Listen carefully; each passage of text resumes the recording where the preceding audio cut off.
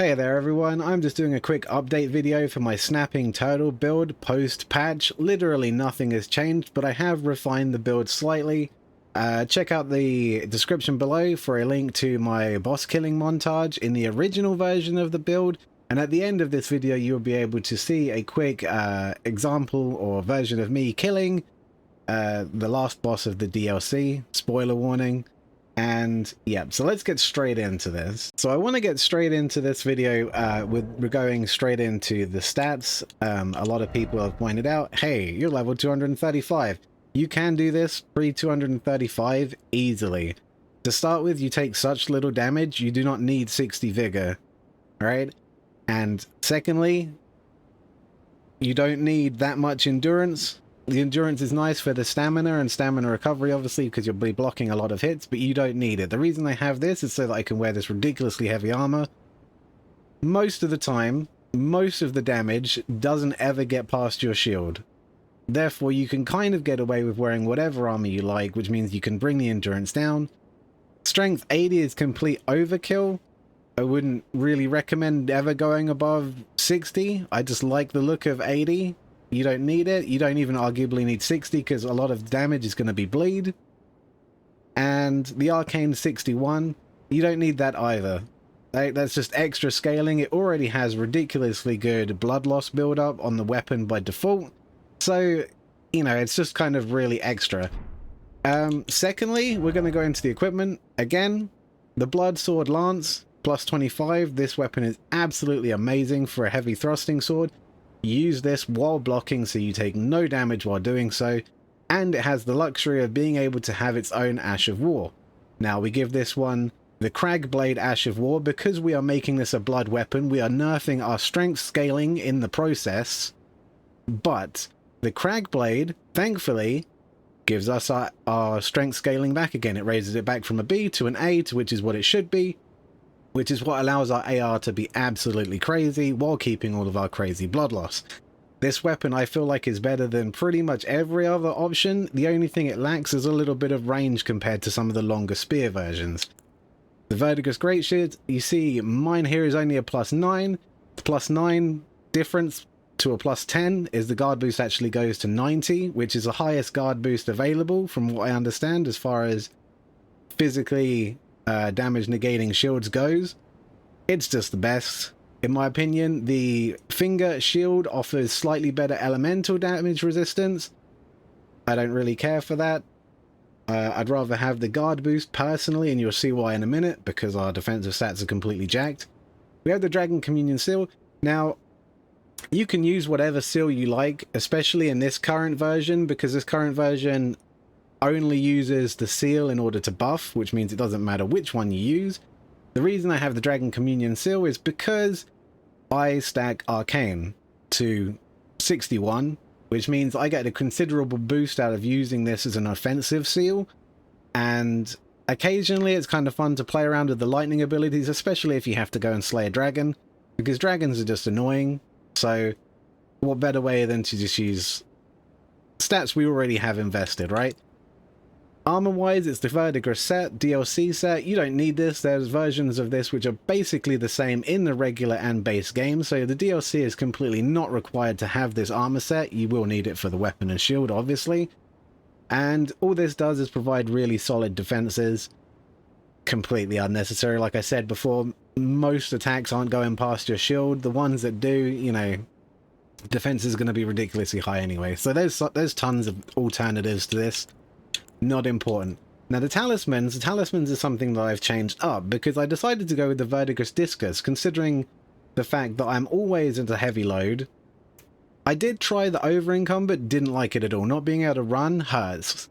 I mean, you don't need to be able to run, but being able to run is just a quality of life that I can't live without. So it's still good. The Verdigris Discus, even at a heavy load, has given us 10% damage negation across the board. This isn't just physical, it's physical and elemental, which is amazing. We have the Greatest Shield Talisman, boost guarding ability. Again, this preserves our stamina while blocking. Very good, very important. Two-headed Total Talisman. There is a regular version of this in the base game that is not as good. This is going to help us to sustain our stamina while blocking, as well as quick recovery after taking devastating amounts of hits, and we just lets us, you know, quickly top ourselves up. Now, last but not least, I use the Dragon Crest Great Shield Talisman, mostly because most damage in Elden Ring is coming from a physical source, and I didn't really feel the need to have any damage increasing stuff because of the way that a lot of our damage is bleed or just brute strength scaling. So I threw on this defensive shield. Now obviously there's a lot of alternatives to this. The one that I used in the boss killing video or montage was Lord of Blood's Exhortation, because we get additional damage for triggering bleed, and this weapon triggers bleed incredibly well. You can always put that on if you want the extra damage the exact same way. There's not going to be any penalty by throwing on the white mask, right? Other than the fact that you have to look at the white mask again for longer. I'm sick of looking at it. And yeah, that's basically it for the equipment side of things. Now, what makes this slightly different to previously is previously, when I did my boss killing montage, the only buff I used was Golden Vow. I used no consumables, and I didn't even have a Greater Rune. Now this time we have the Greater Rune of Morgott, which you can see my HP is at 2,375, which is absolutely insane. Through the roof. And we have a series of buffs. Now, we have the Golden Vow, and then we have Flame Give Me Strength, which is just generally quite good at buffing our AR of our weapon, our weapon damage. We also have Bestial Vitality. Now, Bestial Vitality I would leave for like later on in a fight.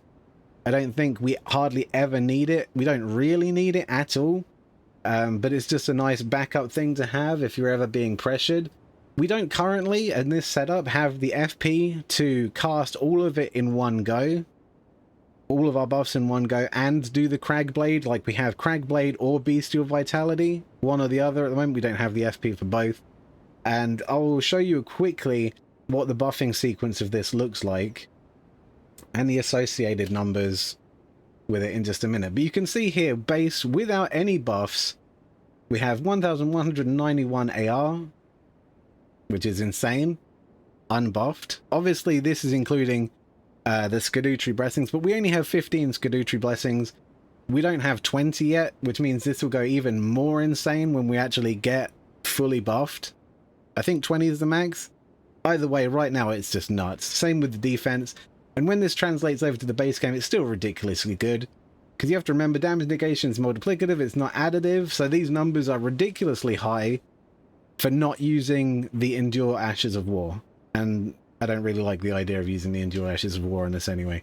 So, yep, I'm just going to quickly show you the buffing sequence. Alright, so we have the basic rundown of the gear and equipment that I'm using, the various options to switch. So we're going to go into the buffs now.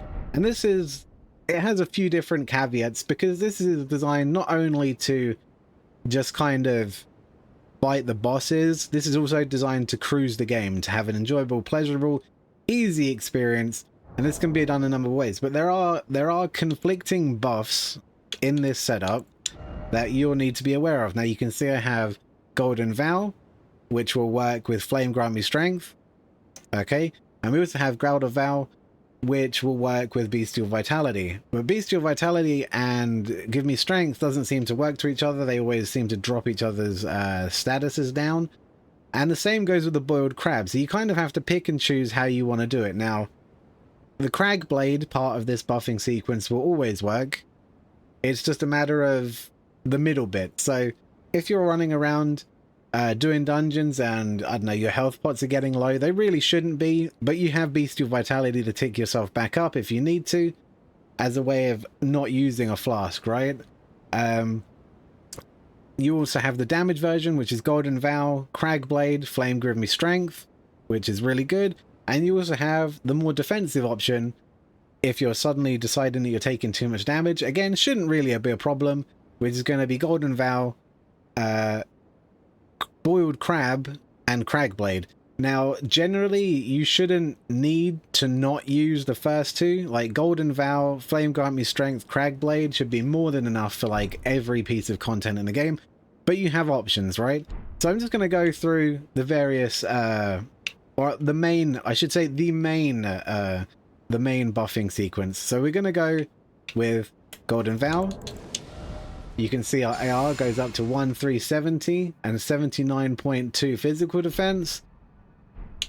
We follow that up with Flame Grant Me Strength. We're just going to watch that rise again. Our AR is now 1,644, which again is ridiculously high. We add in our Crag Blade, and now it's at 1891. Keep in mind, this is the tankiest build you're like ever going to get. You're sitting behind a shield and you're literally just prodding. That's some insane damage. And then we can add our Physick in for the last bit of our defense, which takes our defense up into the 80s. Our elementals are in the 74s. It's ridiculously good. Now, as I said, there is some overlap. So if you want to use the crab, obviously it's going to drop us down. Our attack goes to 1575. That's still ridiculously good. Our physical defense is now at the 85s, 85 to 86 nearly. That's crazy. Completely unnecessary. Will you ever take that? You probably don't need it, right? There's not many occasions where you're going to need that. You'll probably get more out of your attack bonuses. But that is the buffing sequence. It's not complicated. You have an option for everything. If you want to heal, you've got that. If you want more damage, which is the primary one, you will take that. And if you need more defense, God forbid, you also have that as well. Now, on our Physick, I will quickly run down and show our Physick real quick. There's not much you really need. You can kind of use whatever you want. I'm using the Opalone hard tier to boost all damage negation, because why not be even more tanky?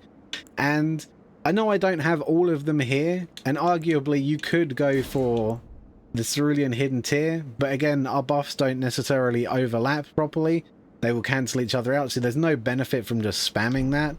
So I've gone with the Thorny Crack tier. It makes consecutive attacks grow stronger, and this is just because we poke. There's we don't have to stop attacking, which means that the Thorny Crack tier can just build up our damage. I haven't really found anything like Boost Poise, doesn't need it because we're poised out the backside. Charge attacks we don't need. I know there's others that I don't have here, but it's generally not useful. So that's the buffing sequence. Those are the stats. And one last time to show our final stats here from being buffed. So, Golden Vow, Flame Grant Me Strength, Physick, Crag Blade. Let's have a look. 1,891 AR, 82 physical, everything around the 81 to 82. Elementals all at 73. We can still run. We have ridiculous like immunity, robustness, poise. Like, it's all crazy. The game becomes a complete cakewalk, and that's it. So if you want to stick around and watch this build in action, actually, if you want to stick around and watch an inferior version of this build in action, you can check my my video linked in the description that shows me doing all of the bosses, or just wait a little bit longer. And spoilers, there's about to be the final boss fight of the Elden Ring DLC, in which case we completely trivialize him.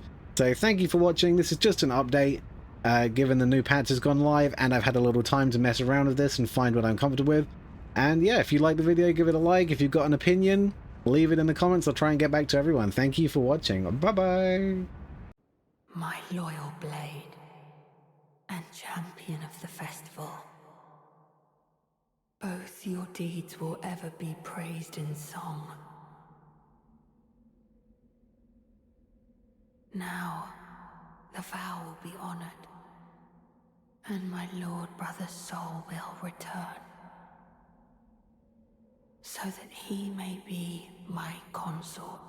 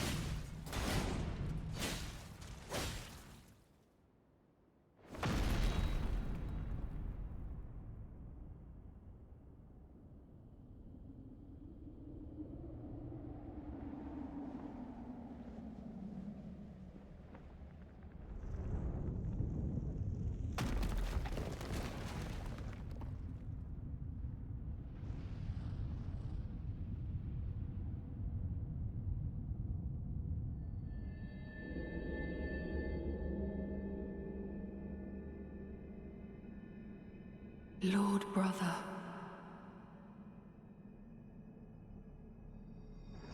At long last you are returned.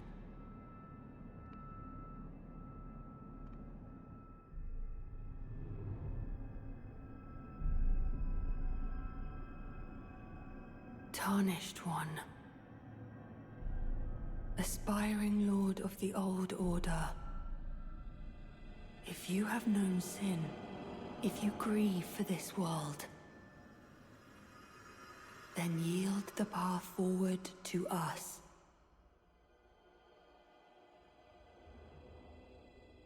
To I, Mikola, and my promised consort, Radahn.